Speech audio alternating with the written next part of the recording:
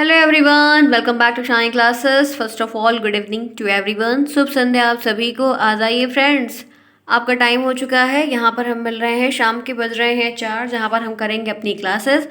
और मैंने आपके पवन की सीरीज़ को स्टार्ट किया हुआ था, जिसमें हिंदी हमारा पहला ही चल रहा था।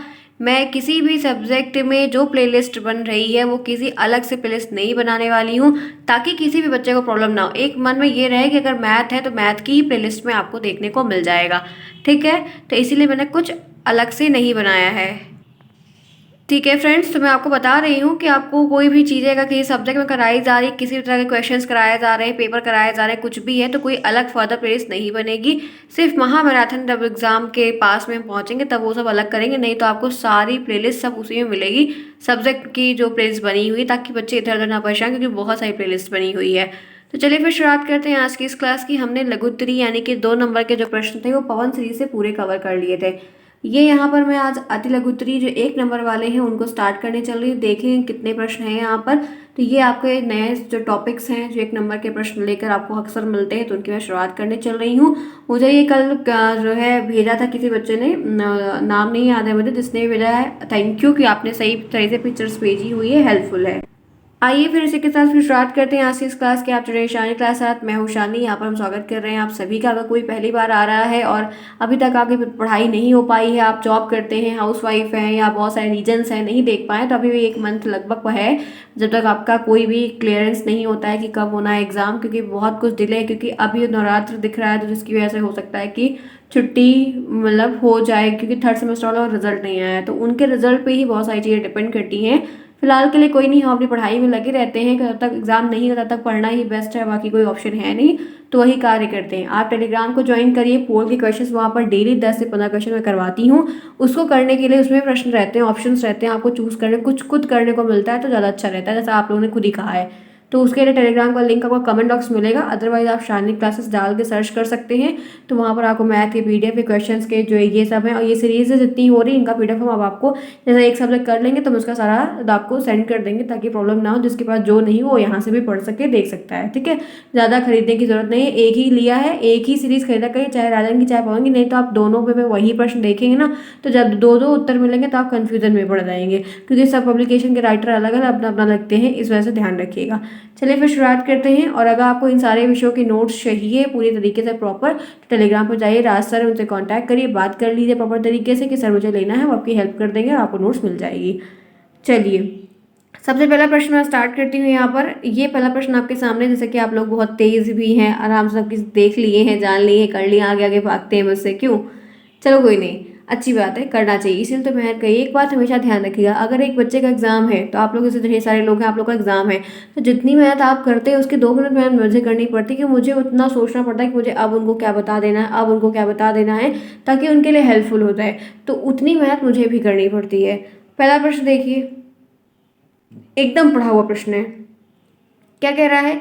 छा वर्ण किसके योग से बना है? ये आपको संयुक्ताक्षर आपने पढ़े हैं, तो वही है। आपको ये छा वर्ण किससे बना हुआ है? तो आधा का षटकोण वाला सा या खा, जो भी आप कहिए, उससे ये बना हुआ है। तो आपने देखा कि ये 1 नंबर में आपको लिखने के लिए मिलता है, ध्यान रखिएगा। एक प्रश्न हो गया, 1 नंबर हो गया। दूसरा है आवर्जन और उचित का क्रमशः विलोम लिखिए। आप विलोम शब्द देखिए, अभी मैंने रिसेंट में आपको लघुत्तरी के प्रश्नों में करवाया था, और यहाँ पर आपको दे दिया है आवर्जन का प्राचीन होता है, ठीक, और उचित का अनुचित होता है। आपका 2 प्रश्न हो गया। तीसरा प्रश्न, अग्नि, अमित और गणेश के दो दो पर्यायवाची लिखो। पर्यायवाची समानार्थक शब्द दोनों एक ही होता है। समानार्थक शब्द लिखने को कहता है तब भी आप 2 से 3 लिखेंगे, लेकिन जब मेंशन किया है कि 2 2 लिखिए, तो आप 2 2 वहाँ पर लिख दीजिएगा। आग है, अनल है, पावक है, आग है, ज्वाला है, दहन है, ये कहते हैं। अमृत है, सुधा है, पीयूष है, सोम है, अमी है, ये कहते हैं। गणेश का लंबोदर है, विनायक है, गणपति है, गजानन है, ठीक ना, विघ्नहर्ता है, प्रथम पूजनीय है, ऐसे करते, क्योंकि गणेश भगवान प्रथम पूजनीय होते हैं ना, प्रथम वंदनीय, प्रथम सबसे पहले गणेश भगवान की पूजा होती है। सबसे पहले हर चीज़ में, कोई भी शुभ काम होता है तो जय श्री गणेश किया जाता है। गणेश भगवान को पहले पूजना उनका वो है ही है, कि सबसे पहले आपको पूजा जाएगा। ठीक, तो ये यहाँ पर आपको ढेर सारे देखने को मिल सकते हैं। तो ये पर्यायवाची हो गए। आगे बढ़ते हैं, आइए। तो ये यहाँ पर पहला प्रश्न आपके सामने, मतलब दूसरा है। नेक्स्ट प्रश्न है, ऊष्मव्यंजन किसे कहते हैं? ऊष्मव्यंजन की संख्या कितनी होती है? तो किसे कहते हैं वो अलग चीज़ है, परिभाषा के तौर पर पूछ रहा है, मतलब अगर लिखा है किसे कहते हैं तो आपको वहाँ पर परिभाषा लिखनी होगी और उसके उदाहरण देने होंगे, तो वो एक अलग प्रोसेस है। लेकिन अगर पूछ रहा है संख्या कितनी है तो आपको पता है 4 है। अब वो संख्या कौन सी, मतलब कौन कौन से है तो आपको पता होना चाहिए। एक सीटी वाला सा है, स, ख, ये वाला है, एक सरौता वाला सा है और एक हा है, यही 4 है कि नहीं है? ऊष्म व्यंजन तो यही है, तो ध्यान रखिएगा, बहुत इंपॉर्टेंट है। नेक्स्ट देखिए क्या है, देवनागरी लिपि की क्या विशेषता है। देवनागरी लिपि की विशेषताएं बताइए, कोई 2 विशेषता बताइए, कोई 3 विशेषता बताइए। तो पहली विशेषता है कि देवनागरी लिपि सुंदर तथा स्पष्ट है, एक बहुत ही सुंदर है। दूसरी, सुंदर का मतलब बहुत गोरी काली नहीं, मतलब अच्छी है, पढ़ने में आसान लगती है, तो वो चीज़ सुंदर कहलाती है, जिसका हमें अर्थ समझ में आता है वो सुंदर कहलाती है। स्पष्ट है एकदम, और हमारा मूल साहित्य भी जितना है वो इसी भाषा में लिखा गया, इसी लिपि का प्रयोग करके लिखा गया है। आप इसमें बहुत सारी और भी विधियाँ लिख सकते हैं कि ये बाएं से दाएं लिखी जाती है, बाएं से दाएं लिखी जाती है। इसमें सभी चिन्हों का अपना प्रतीक चिन्ह है। इन सब में आपको ध्यान रखना होगा। देवनागरी लिपि में आपको जरूरी नहीं कि आपको यही लिखना, आपको जो याद हो आप वो वहाँ पर कोई भी लिख सकते हो। और एक अच्छा प्रश्न है, ध्यान रखिएगा, इंपॉर्टेंट है, भूलना नहीं है आपको। जितने प्रश्न हम अति लघुत्तरी वाले कर रहे हैं, अब ये बहुत इंपॉर्टेंट है, ध्यान रखिएगा। लघुत्तरी में तो हो सकता है कि सारे ना भी आए सभी सब्जेक्ट के, लेकिन अति लघुत्तरी और बहुविकल्पी सभी को क्लियर रखना है। Clear friends? चलिए फिर आगे बढ़ते हैं, इसी के साथ देखते हैं भाव और विचारों के आदान प्रदान का कौन सा माध्यम होता है। तो हम जानते हैं भाषा। भाषा की परिभाषा होती है कि जिसके जिसके द्वारा हम अपने विचारों को अभिव्यक्त कर सकते हैं। मनोभाव को बोलकर प्रकट करने का कौन सा माध्यम? तो मनोभाव को बोलकर प्रकट करने का माध्यम मौखिक भाषा होती है। भाषा 2 प्रकार से, एक लिखित एक मौखिक। तो हमको अपने मनोभाव को जब बोल कर बात आई है तो मौखिक भाषा का प्रयोग करते हैं, लिखने की बात आएगी लिखित भाषा का, क्योंकि हम 2 ही तरीके से अपनी बात को बता सकते हैं। पढ़कर व लिखकर विचारों का आदान प्रदान किसके द्वारा किया जाता है? तो लिखित भाषा, क्योंकि हम कोई चीज़ लिख रहे हैं, पढ़ रहे हैं, तो हम उसके द्वारा चीज़ करते हैं। ठीक है, जो इंपॉर्टेंट रहेगा हम वो बोलते जाएंगे कि ये इंपॉर्टेंट प्रश्न, ध्यान रखिएगा, क्योंकि सारे प्रश्न नहीं आते हैं, सब कुछ नेसेसरी नहीं होता है। आगे चलिए, ग्रंथ के बचे हुए अंश जो अंतःप्राय में जोड़े जाते हैं, अंत में जोड़ दिए जाते हैं, वो वाक्यांश के लिए क्या कहलाते हैं? एक शब्द में बताना है तो ये परिशिष्ट है, जो कि इंपॉर्टेंट है, ये ध्यान रखिएगा। मैंने आपको वाक्यांश के लिए एक शब्द कल ही करवाया था, जिसमें आप देखिए, ये वाला तो नहीं लिया था मैंने, लेकिन आप देखो उस टॉपिक से प्रश्न बना है। भाषा की 4 दक्षताएं बताइए। तो सुबह पा लिए, सुनना, बोलना, पढ़ना, लिखना, ये भी एक इंपॉर्टेंट प्रश्न है, ध्यान रखिएगा। अगर आप लोगों ने सीरीज ली हुई है, लिया तो ऑलमोस्ट लोगों ने है, तो जो जो बोल रही हूँ कि ये इंपॉर्टेंट है तो वहाँ पर IMP करके लिख लो, क्योंकि वो आने की एक संभावना है। भाषा के कितने रूप होते हैं? तो भाषा के 2 रूप होते हैं, एक लिखित होता है, एक मौखिक होता है। ये भी एक अच्छा प्रश्न है। भाषा किसे कहते हैं? लिख कर तथा बोलकर समझाई जाने वाली बातें जो होती हैं वो भाषा कहलाती हैं। लिपि क्या होता है? लिपि चिन्ह किसे कहते हैं? तो आपको आएगा यहाँ पर क्या लिखा है, यदृच्छिक वर्ण प्रतीकों की परंपरा से और दृश्य रूप से स्थायित्व। अब ये लिपि की परिभाषा अगर अभी हम साधारण शब्दों में देखें बहुत आसान है, लेकिन इन लोगों ने जो अपने पब्लिकेशन में दिया है काफ़ी टफ दे दिया, तो ये याद करना आसान नहीं होता है। मैं यहाँ पर एक परिभाषा बता देती हूँ, ध्यान रखिएगा। आपको अगर ये आसान लग रही है तो याद कर सकते हैं, नहीं तो भाषा को लिखने के लिए जिन चिन्हों का प्रयोग किया जाता है उसे लिपि कहते हैं। मैं फिर से बोल रही हूँ, भाषा को लिखने के लिए, ठीक है, अगर नहीं याद हो रहा है तो उसको छोड़ दो, मत लिखो, क्योंकि दिक्कत कर रहा है, वो टफ लिखा हुआ है। यही आसान चीज़ें इसलिए है, भाषा को लिखने के लिए जिन प्रतीकों या चिन्हों का प्रयोग किया जाता है उसे हम लिपि कहते हैं। ठीक है, नेक्स्ट, पर्यायवाची या समानार्थी शब्द किसे कहते हैं? तो एक सा अर्थ प्रकट करने वाले अनेक शब्दों को समानार्थी या पर्यायवाची शब्द कहते हैं, जिसके एक से अनेक, एक अर्थ के, एक शब्द के अनेकों अर्थ होते हैं। जैसे जल को नीर भी कहते हैं, वीर वादी भी कहते हैं, पानी भी कहते हैं। तो ये सब क्या है? समानार्थी के अंतर्गत आते हैं। तो आपको ये परिभाषा आपको आती है, इंपॉर्टेंट भी है, इस नाम से, इस नाम से भी। और आप एक लाइन का उत्तर लिखिए और 3-4 उसके उदाहरण दे दीजिए, दैट्स इनफ। नेक्स्ट देखिए, कृष्ण की पर्यायवाची क्या है? जनार्दन है, गोविंदा है, ये ध्यान रखिएगा। ठीक है, राधे कृष्णा है, बहुत सारे हैं, तो आप लिख सकते हैं कोई भी, आप इसमें को चाहे जो लिख दीजिए। क्लियर? आइए चलिए फिर नेक्स्ट देखते हैं, विलोम शब्द किसे कहते हैं? विपरीत अर्थ देने वाले शब्द को विलोम शब्द कहते हैं, विपरीतार्थक शब्द भी कहते हैं। आवर्जन और उचित का विलोम बताइए। तो आवर्जन का प्राचीन और नवीन दोनों होता है, उचित का अनुचित। ठीक है, क्लियर रखिएगा। कभी कभी जैसे देखो, ये बहुविकल्प, ये जो ऑप्शन था नवीन और प्राचीन, तो कई सारे शब्द होते हैं, तो ये मत सोचेगा कि वो गलत है, ये सही है। यश और भास्कर की पर्यायवाची, यश का कीर्ति होता है, भास्कर का सूरज होता है। तो सूरज की बहुत सारी, दिनकर, दिवाकर, आदित्य, ऐसा बहुत सारे जो है सूर्यदेव के नाम होते हैं। आगे चलते हैं, इसी के साथ बढ़ते हैं। लाइक करना बिल्कुल भी ना भूलें। आप लोगों ने, बहुत सारे लोगों ने लाइक नहीं किया है, अब आप लाइक करो, फिर हम आगे चलते हैं। अपनी ट्रेन को तभी तो बढ़ाएंगे, आप तो फ्यूल ही नहीं डालते हो। चलो भाई फटाफट, जो नहीं किया हो वो कर दे, जो किए हैं वो तो अच्छे बच्चे हैं ही एकदम। उन्हें कहना, कुछ लोग ऐसे बच्चे होते हैं ना, कहना नहीं पड़ता है। कुछ लोग ऐसे होते हैं, ठेल ठेल के पढ़ लो पढ़ लो पढ़ लो। चलो आ जाओ आगे, कोई बात नहीं, सीख जाओगे एक दिन आप लोग भी। अब नहीं कहना पड़ता है ना, वही बात है ना, अब नहीं कहना पड़ता है। अब मेरे मम्मी पापा लोग कभी नहीं कहते हैं जरा शाली जरा पढ़ लो, ऐसा अब मेरे घर में कोई नहीं कहता है। हमको कहा जाता है तो छोड़ भी दो, ठीक है, सिर्फ काम वाम करवाने के लिए। चलो कोई नहीं, आ जाओ। क्योंकि रीज़न क्या है, एक्सपीरियंस के, उससे पता चलता है कि लाइफ में क्या करना है, कहाँ कहाँ कहाँ कहाँ। भाषा निर्माण का ढांचा किस पर निर्भर करता है? तो भाषा निर्माण का संपूर्ण ढांचा ध्वनि संकेतों पर निर्भर करता है। ठीक, सिंपल सा, वन वर्ड में एक पूरा आंसर। ध्वनि विज्ञान का संबंध किससे है? तो श्रवण कौशल से। ध्वनि का मतलब श्रवण से है, क्योंकि बोलना सुनना, ठीक है, आवाज़ आ रही तो हम सुनेंगे ही, जाहिर सी बात है। हिंदी भाषा में स्वर और व्यंजन कितने होते हैं? तो 11 स्वर और 33 व्यंजन है, जो कि यहाँ पर देख सकते हैं आप। बहुत ही क्लियर आपको हर एक चीज़ बताई जा रही है। आगे चलते हैं। स्वर किसे कहते हैं? जिन वर्णों का उच्चारण बिना रुकावट के ही हो जाता है, या जिन वर्णों का उच्चारण करते समय हमें जो है किसी की सहायता नहीं लेनी पड़ती, उन्हें हम स्वर कहते हैं। इनके टोटल 11 होते हैं। छोटा, बड़ा, छोटी, बड़ी, छोटाऊ, बड़ाऊ, री, ए ओ औ, कुल 11। आगे चलते हैं नेक्स्ट।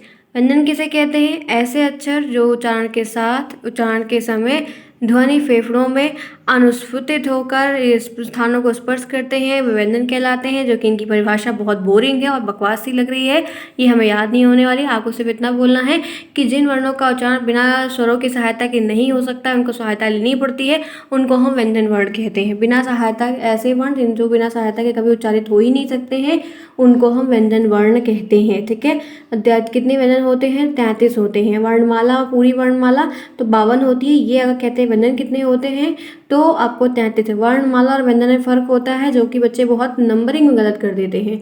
आगे चले, इसी के साथ बढ़े। नेक्स्ट देखते हैं क्या है यहाँ पर। स्पर्शी व्यंजन किसे कहते हैं? परिभाषा देखिए आप लोग, क्लियर तो दिख रहा होगा ना। अपनी क्वालिटी को 3 से 7 से ऊपर करके पढ़ने के लिए नेट बचा कर रखा करिए। अगर वाईफाई आपके घर पे है तो दैट्स फाइन, नो प्रॉब्लम। अगर नहीं है तो अपने नेट में इतना बचा के रखिए कि और चीज़ों को कम क्वालिटी में देखिए चलेगा, लेकिन पढ़ने वाली चीज़ों को अच्छी क्वालिटी में देखेंगे तो समझ में भी आएगा और अच्छा भी लगेगा। यहाँ पे स्पर्शी व्यंजन की परिभाषा क्या दी गई है कि जब मुख्य द्वार को बंद करके खोलते हैं और हवा उच्चारण स्थानों को छूती हुई स्पर्श करती हुई निकलती है, उसको हम स्पर्शी व्यंजन कहते हैं। का, ग, ढ, ध, ये का से लेकर माँ तक के होते हैं। ये स्पर्शी व्यंजन की एक परिभाषा यहाँ पर आपको दी गई है। आप देख रहे हैं, ये है पवन सीरीज से प्रश्न आपके सारे। देखिए फ्रेंड्स, एक सिंपल सी बात मैं आपको बताना चाहती हूँ। सीरीज हमेशा हर बार हम लोग लेते हैं। मैं सीरीज के लिए तुरंत प्रेफर स्टार्टिंग में कभी नहीं करती। रीज़न क्या है कि ये अगर स्पर्शी की व्यंजन समझ में तो आ रही है, लेकिन लिखने लायक हमें सही नहीं लग रही है, क्योंकि किताब की चीज़ें लिखी हुई है लेकिन हम लिख नहीं पा रहे हैं। तो हम हमेशा साधारण और सिंपल विकल्प चूज करते हैं जो हम लिख पाएँ। तो यहाँ पर आप अगर स्पर्शी व्यंजन की या स्पर्श व्यंजन, स्पर्शी व्यंजन दोनों एक ही है, अगर ये परिभाषा थोड़ी सी टफ लग रही है तो आसान परिभाषा मैंने बताई, फिर बता देती हूँ कि ऐसे व्यंजन, स्पर्श व्यंजन ऐसे व्यंजन होते हैं ऐसे व्यंजन जिनमें उच्चारित करते समय मुख के भागों को स्पर्श करते हुए वायु जो है वो बाहर की तरफ निकलती है, उसको हम स्पर्श व्यंजन कहते हैं। तो इनका आप देख रहे हैं थोड़ा टफ पड़ रहा है, काफ़ी थोड़ा सा टफ, विभिन्न भागों को छूती हुई, ऐसा कुछ नहीं लिखा हुआ है तो इसलिए थोड़ा सा टफ है। तो ध्यान रखिएगा कि स्पर्श व्यंजन, स्पर्शी व्यंजन एक ही चीज़ें हैं। और आप डेफिनेशन जो है ना, आप स्वयं यहीं पर पेंसिल से या पेन से लेकर जो मतलब नॉर्मल सी है वो लिख सकते हैं, ताकि वो आपको याद रहे। नहीं तो आप एक बार उसको पढ़ेंगे, 2 बार इसको पढ़ेंगे तो दोनों आप कंफ्यूज आएंगे, और वहाँ पहुँचेंगे सेंटर पे तो ये आपको पता तो रहेगा लेकिन आप एक अच्छी परिभाषा लिख नहीं पाएंगे। तो ध्यान रखिएगा, जहाँ डेफिनेशन लिखनी है वहाँ पर हमको डेफिनेशन लिखनी पड़ती है। हम परिभाषाओं को जल्दी बना नहीं पाते हैं।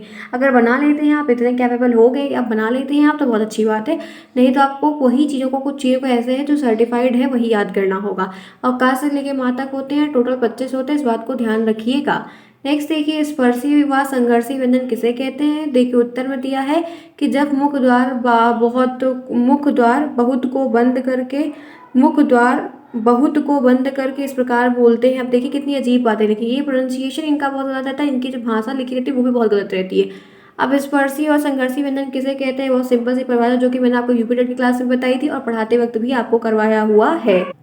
अब जैसे मैं अगर इसकी परिभाषा बताऊं तो मैं ये बताऊंगी कि संघर्षी व्यंजनों का उच्चारण करते समय मुख के अवयव जो होते हैं वो एक दूसरे के बहुत निकट आ जाते हैं। ठीक सिंपल सा, जिसको हम संघर्षी व्यंजन कहते हैं, या आप बता सकते हैं कि संघर्षी व्यंजन ऐसे व्यंजन वर्ण होते हैं जिसमें मुख के दो उच्चारण स्थानों को पास पास लाकर एक बहुत ही तंग को बहुत छोटा सा खोलकर हवा बाहर की तरफ ढकेलता है। ऐसे कई तरीके से लिख सकते हैं, लेकिन आपको ध्यान रखना होगा ये टोटल होते हैं 4, च छ ज झ। कितनी इनकी संख्या? इनकी संख्या होती है 4, मत भूलिएगा, इंपॉर्टेंट है। आगे चलते हैं, अनुनासिक किसे कहते हैं? बहुत सिंपल सा प्रश्न आपसे यहाँ पे पूछा जा रहा है, अनुनासिक किसे कहते हैं? अब यहाँ पर आप देख सकते हैं, जब मुख द्वार बंद करके खोला जाता है किंतु साथ ही नासिका विवर भी खुला होता है, उसको हम अनुनासिक कहते हैं। तो अनुनासिक और नासिक आपको देखने को अक्सर मिलता है। तो अनुनासिक में आपको बहुत सिंपल बात है, ये पंचम वर्ण कहलाते हैं। हर वर्ग का जो पांचवा वर्ण होता है पंचम वर्ण कहलाता है। और अनुनासिक वर्ण वो होते हैं जिनका उच्चारण नाक की सहायता से किया जाता है, नाक की सहायता लेकर किया जाता है। ठीक है, आगे चलते हैं नेक्स्ट। दीर्घ स्वर किसे कहते हैं? तो जिसमें 2 मात्रा का समय लगता है या हर्ष स्वर से अधिक समय लगता है वो दीर्घ स्वर कहलाते हैं। इनकी संख्या 4 होती है, नहीं 4 नहीं होती, ओ और ओ भी आता है। ये छोटा मतलब बड़ा, बड़ी, बड़ा, री। ठीक, ध्यान रखना, सिंपल। नेक्स्ट देखिए, लुंठित और लोढ़ित किसे कहते हैं? लुंठित व्यंजन या लोढ़ित व्यंजन या लोढ़ित वर्ण, तो जिसमें मुख द्वार जीभ की नोक से शीघ्र ही बंद हो जाता है और 2-3 बार खुलता है, उसको हम लुंठित कहते हैं। एक बात ध्यान रखना, बहुत सिंपल सी बात है कि जो लुंठित वर्ण कहलाता है या लुंठित व्यंजन कहलाता है वो सिर्फ रा होता है और कोई नहीं होता है। एक बार पूरे वर्णमाला में सिर्फ और सिर्फ रा होता है।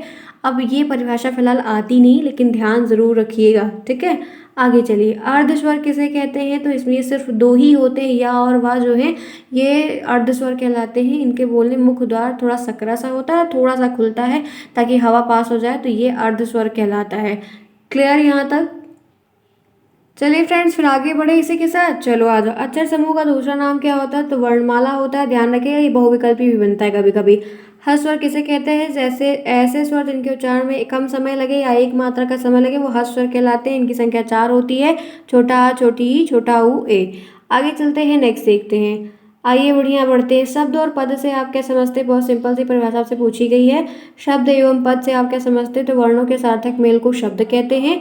और ठीक है, वर्णों के सार्थक मेल को शब्द कहते हैं। और कविता की जो कुछ पंक्तियां होती हैं, जो उस कविता की जो पंक्तियां होती हैं जिसमें गाने वाला लय या ताल जिए रहती है, वो पद्य में आती हैं। ठीक है, गद्य में पूरा साहित्य आता है, पद्य में कविताएं और वैसी चीजें आती हैं। आगे चलिए।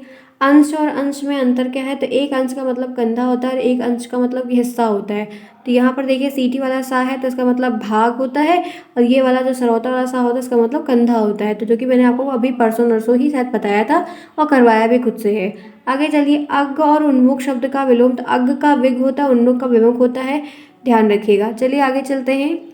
नेक्स्ट देखिए, शाखा शाह किस प्रकार के व्यंजन है? शाखा शाह किस प्रकार के व्यंजन है? तो आपको पता है ये ऊष्म व्यंजन होते हैं। संघर्षी व्यंजन, ऊष्म संघर्षी व्यंजन भी कहते हैं। तो ये आप वहाँ पर बता सकते हैं सिंपली। ये इतना लिखने की जरूरत नहीं है, शाखा शाह ऊष्म व्यंजन है, इतना लिख दीजिए, पूरा नंबर मिल जाएगा। भृंग और बिटप शब्द की 2 प्रकार। तो भृंग का मतलब वो भौरा होता है, मधु, मधुकर, भ्रमर और भौरा। बिटप का मतलब पेड़ होता है, तरु, पेड़, वृक्ष, पादप। ठीक है, आगे चलिए। श्रुतलेख क्या है? श्रुतलेख का उद्देश्य क्या होता है ये पूछ रहा है। तो श्रुतलेख को इंग्लिश में डिक्टेशन कहते हैं, जब टीचर हमें बोलता है और उसको हम सुनकर लिखते हैं। अध्यापक बच्चों को कक्षा 5 में ही सुलेख और श्रुतलेख की शिक्षा देना प्रारंभ कर देते हैं, और जो कि बहुत अच्छा होता है। श्रुतलेख यानी कि सुनकर लिखा जाने वाला लेख श्रुतलेख कहलाता है। अध्यापक बोलता जाता है, छात्र उसे लिखते जाते हैं। और श्रुतलेख का उद्देश्य शब्दों को सही, बच्चों को सही या शुद्ध शब्द लिखने में तीव्रता भी दिला, साथ ही साथ उनको उच्चारण को समझने का, शब्द को पहचानने का सारा नियम वगैरह भी सिखलाना। नेक्स्ट देखिए, समानार्थी शब्द का आशय क्या है? तो एक अर्थ को प्रकट करने वाले अनेक शब्द को पर्यायवाची शब्द या समानार्थी से, एक शब्द के अनेक अर्थ प्रकट करने वाले शब्द को हम पर्यायवाची शब्द कहते हैं, समानार्थी शब्द कहते हैं। अब जैसे ये यहाँ पर दिया है तो इस पर खुद से 1-2 एग्जाम्पल आप लिख दीजिएगा तो वो ज़्यादा अच्छा लगेगा आपका उत्तर।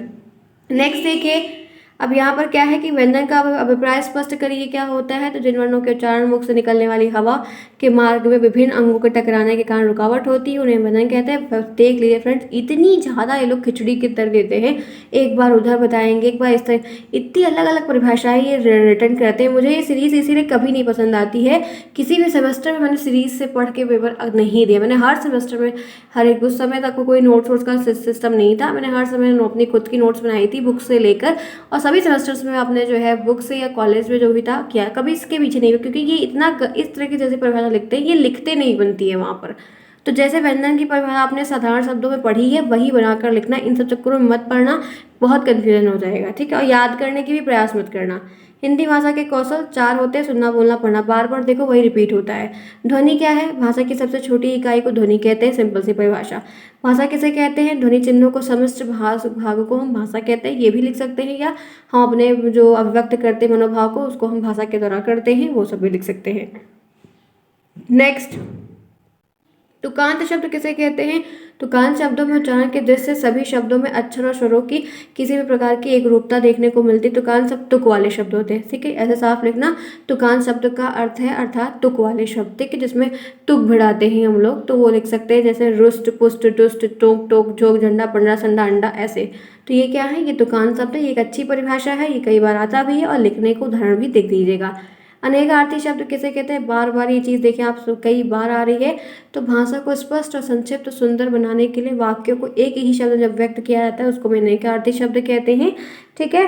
अनेकार्थी शब्द कहते हैं, यहाँ पर आप देख सकते हैं कि जो बिना वेतन के काम करे, अवैतनिक, जिसकी उपमा ना हो, अनुपम।